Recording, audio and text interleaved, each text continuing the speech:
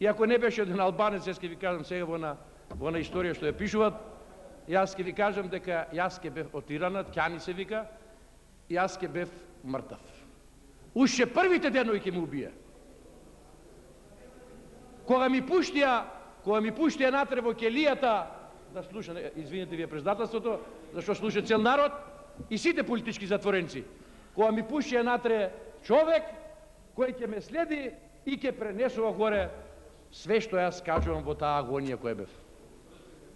А околу тоа плачеја моите дечиња, како што плачев јас на 17 години.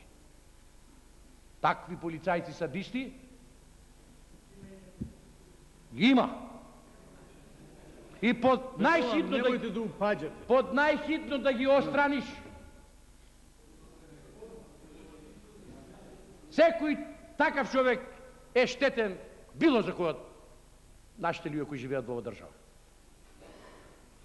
Само така ќе направиме демокрација, само така ќе може да излезе со песна надвор на улицата, само така ќе може да излезе девојчето ноќе да се врати и синот, а не да сеш на прозорот да го чекаш дали ќе ти се врати живо. И тогаш ќе нема ни оружје ќе има, ни пушки ќе има, ни лаги ќе има, ни оние што слушат под прозорот, тие ќе ги снема. И тогаш е вистината. Тогаш министрот за внатрешни работи кој ќе влезе тука со ракоплескање ќе го чекат, а не со напад. Зашто полицајецот ќе се плаши да го излаже.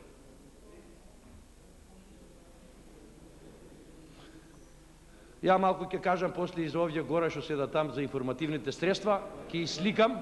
Ама не е тоа сега, да ги после тоа. Не ме прекинај. Па не може сега да кажуваме за тоа. Сега само за ова што е сега. Јас реков само толку. Ја ви благодарам и јас ве молам тоа што го казав, имајте го во памет, а и министерот ќе го има, и работите за доброто на овие луѓе кои живеат во овие простори. И не ги политизирајте работиве, не правите душмани еден со друг.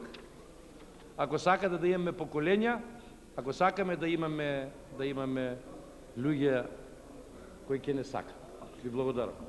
Ве молам пауза до 14:30 да